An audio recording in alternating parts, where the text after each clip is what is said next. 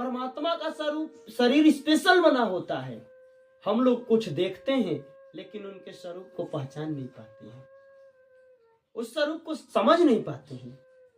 जैसे श्री कृष्ण जी आए थे। बोलो श्री प्राणनाथ प्यारे की जय, श्री धाम के धनी की जय, श्री कृष्ण कन्हैया लाल की जय। क्रिया जोग ते देखो जोते, जाते और ज्ञान सब पोते, अलख निरंजन जासो कहे, ताको को पार न लहे, ताको को पार न लहे। निराकार पुनिता को नाम। प्रणाम जी सुंदर साथ जी।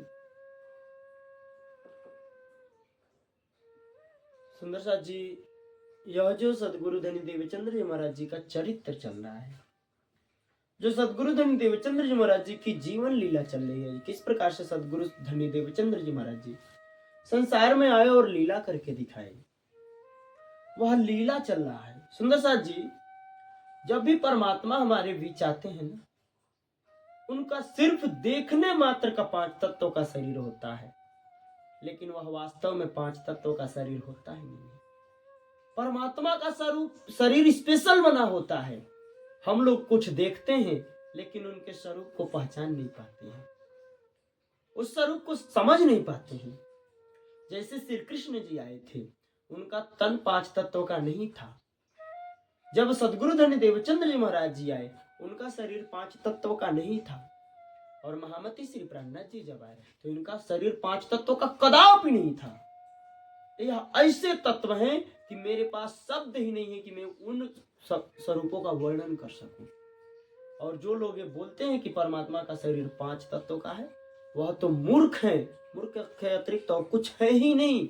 उन्हें कुछ पता नहीं है परब्रह्म के स्वरूप के विषय में, जो ये कहते हैं कि परमात्मा 5 तत्वों का शरीर धारण करते हैं। एक जगह पे महाभारत में और भागवत में भी आया हुआ है, ब्रह्मा जी स्तुति कर रहे हैं तो कह रहे हैं कि परमात्मा आप तो कभी 5 तत्वों का शरीर धारण करते ही नहीं हो, आप तो शिक्षा में शरीर धारण करने के लिए शिक्षा में शरीर धारण करते हो। हम मनुष्य आपको समझ नहीं पाते हैं, हम देवता आपको समझ नहीं पाते हैं, इसीलिए ना समझ लोग 5 तत्वों का शरीर कहते हैं। परमात्मा कृष्ण का शरीर, सदगुरु देवचंद्र जी महाराज जी का स्वरूप और महामती प्राणनाथ जी का, यह वास्तव में जो है नूरी तन है। इस तन का वर्णन मैं इस जुबा से कर ही नहीं सकता। तो ऐसे सदगुरु देवचंद्र, और जो परमात्मा संसार में आकर के लीला करता है ना सज्जनों, तो परमात्मा जो करता है वह क्या होती है? लीला। हम लोग जो करते हैं वो काम होता है, कार्य होता है, कर्म होता है, लेकिन परमात्मा जो करता है वो लीला करता है। सदगुरु धनी देवचंद्र जी महाराज जी आकर के लीला कर रहे हैं। कहां पर? जन्म हुआ पाकिस्तान में। आज का पाकिस्तान है, प्राचीन समय में वह हिंदुस्तान था, लेकिन दुष्टों की वजह से पाकिस्तान बन गया। और वहां से चल करके धनी देवचंद्र जी महाराज जी कच्छ देश गए हैं, और कच्छ देश में जाकर के परब्रह्म का खोज कर रहे हैं। तो कैसे संप्रदायों में खोज कर रहे हैं, जितने संप्रदाय हैं। और वहां पर किनके पास पहुंचे हुए हैं? जो बड़े डिंबधारी हैं, जिनको हम सभी लोग दत्तात्रेय बोलते हैं। तो दत्तात्रेय के अनुयायियों के पास जाकर के वहां पर बात होती है, वार्तालाप होती है, हम लोग सभी श्रवण कर रहे हैं। इस प्रकार से वह लोग कहते हैं कि आप ध्यान करो, शून्य की समाधि में चले जाओ, जहां शून्य है वहीं चले जाइए। अब जहां सज्जनों शून्य है वहां पर तो कुछ है ही नहीं, हम उस शून्य का समाधि लगा करके क्या करेंगे? मनुष्य जन्म का कर्तव्य होता है कुछ प्राप्त करना, और यदि हम मनुष्य जन्म में ही कुछ प्राप्त नहीं कर सके, ऐसे जीवन का अस्तित्व ही क्या रहेगा? यह जीवन तो जीवन ही नहीं है। निशिवासर शशि सूर न तहा न सूर, वह रहे को न निज मतिपूर। जहां पर ना दिन होता है, ना रात होता है, ना सूर्य है, ना चंद्रमा है, जहां पर कोई जा भी नहीं सकता है, किसी की बुद्धि भी पहुंच नहीं सकती है, तहां पर जाने से कोई वापस भी नहीं आता है। ऐसे संप्रदाय के लोग बोलते हैं शून्य में जाने से, शून्य समाधि में लगा लेने से, समाधि लगा लेने से बिल्कुल, मैंने आपको बताया था मंत्र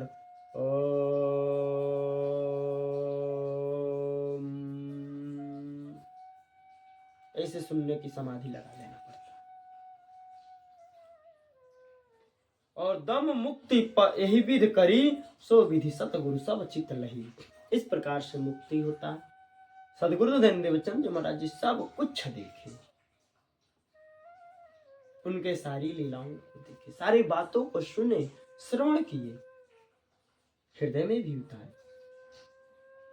करी विचार में उत्तर दयो, चित्त को संशय रंचन गयो। सदगुरु महाराज जी विचार करके उत्तर दिए कि महात्मा आपने बहुत अच्छे से समझाया, लेकिन मेरे मन में जो प्रश्न है, शंका है, वह तो रंचक मात्र भी नहीं गया।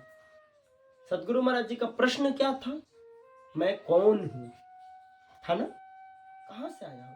इस प्रश्न का उत्तर खोजते खोजते सदगुरु महाराज संप्रदायों में शोध कर रहे हैं, पंथों में खोज कर रहे हैं लेकिन फिर भी उनको उत्तर नहीं मिल रहा है। दत्त कही जोग विधि सुनहु, कर विचार अपने मन गुनहु। इंद्रिय संयम विधि सो कीजे, श्रुति स्मृति के साखी झूलीजे। दत्त जी ने कहा कि योग के विधि को सुनिए, उसको विचार करिए, मन में ग्रहण कीजिए, अपने इंद्रियों को संयमित कीजिए, इंद्रियों को अपने वश में कीजिए, और जितने भी हैं श्रुति या स्मृति, इनकी साक्षी को लीजिए, यम का नियम का पालन कीजिए। नेम के, यम और नेम के दोनों के 12-12 नियम कहे गए हैं। और उसके बाद आसन कीजिए, और आसन के बाद चौथा प्राणायाम कीजिए, योग मत कीजिए, पंचम प्रत्याहार कीजिए। ऐसे योग के नियम है। और छठवां अंग धारण है, इस प्रकार धारण करना है। और सातवां अंग कैसे ध्यान है, हमें ध्यान करना है। आज जो निजानंद संप्रदाय में चल रहा है ना सुंदर सा जी, ध्यान करो ध्यान करो। अरे महाराज, इस ध्यान से कुछ नहीं मिलता है। ध्यान वान करने की जरूरी नहीं होती है। हम लोग चिंतन करते हैं। चिंतन क्या है? परमात्मा का चिंतन करना। कोई भी काम करते रहे, हम परमात्मा को याद कर रहे, वही हमारा ध्यान है, वही हमारा चिंतन है। हमें अलग से बैठ करके ध्यान लगाने की, समाधि में बैठने की जरूरी नहीं है। हम कोई भी काम करते रहे, वैसे हमें कृष्ण को याद करते रहना चाहिए। इससे बड़ा कोई ध्यान हो ही नहीं सकता। यही सर्वोत्तम ध्यान है। और ऐसे जो 8वां अंग कहा गया इसका, वह है समाधि। और इस प्रकार से निरंजन को प्राप्त कर लेना, मुक्ति को ऐसा बोला जाता है कि निरंजन को जो प्राप्त करता है वह मुक्ति पा जाता है इस संसार के दृष्टि के अनुसार। और शून्य समाधि हानि नहीं करे, गुरु शिष्य ज्ञान में गमी धरे। इस प्रकार शून्य की समाधि लगा लेनी चाहिए। निराकार चित यही विधि लगे, या गति शून्य माही मन पगे।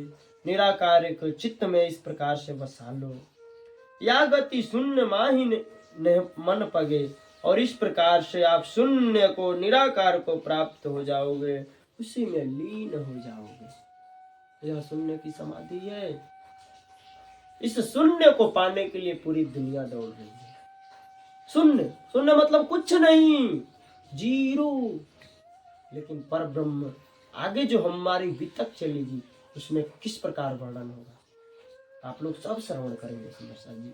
यह वितक लगभग 2 वर्षों तक चलेगी, और आप नित्य जुड़ करके इस वितक को सुनते रहेंगे, बहुत आनंद आएगा आपको। और इस प्रकार से जो शून्य है, यही ते आगे होई सो कहो, मुक्ति शून्य में कैसे लो। सदगुरु महाराज जी के मन में आशंका बढ़ गया, और कहे कि ये बताइए, इससे कुछ आगे हो तो बताओ, क्योंकि शून्य में हम कैसे मुक्ति पा सकते हैं, जिसका कुछ अस्तित्व ही नहीं है। शून्य मतलब जिसका कुछ अस्तित्व नहीं है, जो शून्य है, जीरो है, भेली है, उसका कुछ अस्तित्व ही नहीं है। तो यहाँ पर कैसे मुक्ति हो सकता है? सतगुरु आशंका तब की न आप प्रयो नहीं में चीन। सतगुरु महाराज जी कहे कि महाराज आपको इसकी पहचान ही नहीं है। आप क्या हमको बता रहे हो? शून्य में समाधि कैसे? शून्य में परमात्मा कहाँ है? वह तो शून्य है, कुछ है ही नहीं। इससे आगे जो हो बताओ। जल थल पवन तेज नहीं लोक, जीवन मरण हरस मन शोक। ना जल है, ना पवन है, ना थल है, ना तेज है, ना ही कोई लोक है, ना जीवन है, ना मरण है, ना हरक है, ना शोक है, ना मन है, कुछ है ही नहीं। अमित कष्ट करी प्राप्त यह के विधि सुख जीव को लहे। बताओ महाराज, जब कुछ है ही नहीं शून्य, तो इतना कष्ट प्राप्त करें। धूप में सहे, वर्षा में सहे, शीत में सहे, इतना कष्ट सहे, पंचाग्नि दमे, बैसाख के महीने में, और उसके बाद हमको मिले क्या? शून्य, जीरो मिले, जिसका कोई अस्तित्व ही नहीं है। तो हमारा जो जीव है अखंड विनाशी, सुख कहाँ प्राप्त करेगा? शून्य में। जीव को भी तो सुख मिलना चाहिए। लखे दत्त यह मुक्त तुम्हारे, जामे जीती बाजी हरी। लखी दत्त यह मुक्ति तुम्हारी। लखी दत्त जी ने कहा यही तुम्हारी मुक्ति है। और जो सदगुरु महाराज जी कहते तू ये मनुष्य तन पाया है ना, यह जीत करके भी बाजी हार गए, शून्य में समाधि लगा करके।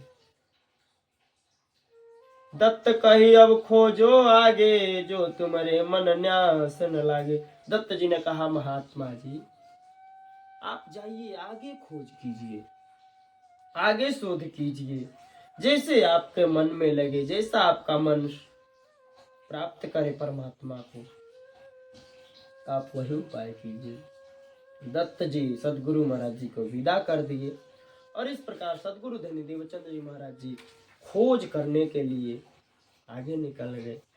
सतगुरु कहो दत्त आदेश बढ़े, अमित तुम्हारो यह भेष। दत्त ने कहा कि सदगुरु महाराज जी को कि आप जाइए, यह मेरा आदेश है। सदगुरु महाराज जी भी उनको धन्यवाद दे करके चले गए और कहे कि तुम्हारा यह जो भेष है ना, दत्ता गुरु इतने प्रसन्न हुए, कहे दिन प्रतिदिन यह बढ़ते जाए। इस प्रकार से आशीष दिए कि तुम पर ब्रह्म परमात्मा बख्शीश करे, तुम जिस खोज में निकले हो वह तुम्हें प्राप्त हो जाए। उनके पास सदगुरु धन देवचंद जी महाराज जी 3 महीने तक बैठे, उनसे चर्चा सुन करके उदास हो करके आगे निकल गए। प्राणपति की यह कीर्ति, परम पुनित जग श्रम तरिथे। श्री प्राणनाथ सदगुरु धन देवचंद जी महाराज जी का यह जो चरित्र है, यह जो कीर्ति है, महान है, परम पुनित है, जग के श्रम को सभी तीर्थों के समान है, इनसे बड़ा कोई तीर्थ नहीं है। श्री प्राणनाथ सुतनाद छत्रपति, ज्ञान ध्यान सत सुकृति साचहित। महामती श्री प्राणनाथ जी के ही शिष्य, परम शिष्य महाराजा श्री छत्रसाल जी, और ज्ञान ध्यान सत्य सुकृति पुण्य की ही साच के ही स्वरूप हैं। उनकी ही गति मति थोड़ा बहुत लेकर के ब्रजभूषण जी महाराज जी वर्णन कर रहे हैं। लेकिन कहाँ समुद्र और कहाँ कुआं? समुद्र का वर्णन कैसे हो सकता सुंदर साथ जी? वह समुद्र है सदगुरु महाराज जी का जीवन चरित्र, वह घटता ही नहीं, दिन प्रतिदिन बढ़ता जाता है। ऐसे ब्रजभूषण जी महाराज जी वर्णन कर रहे हैं। हम सभी नित्य निरंतर इसी प्रकार से सुनते रहेंगे। आप लोग जुड़े रहिएगा और चैनल को सब्सक्राइब करके बेल आइकन जरूर दबाइएगा, कमेंट भी कीजिएगा। सुंदर साथ जी इस प्रकार से आपसे मेरी प्रार्थना है। बोलो श्री प्राणनाथ प्यारे की जय, श्री धाम के धनी की जय, श्री कृष्ण कन्हैया लाल की जय, समस्त सुंदर साथ की जय। प्रणाम जी।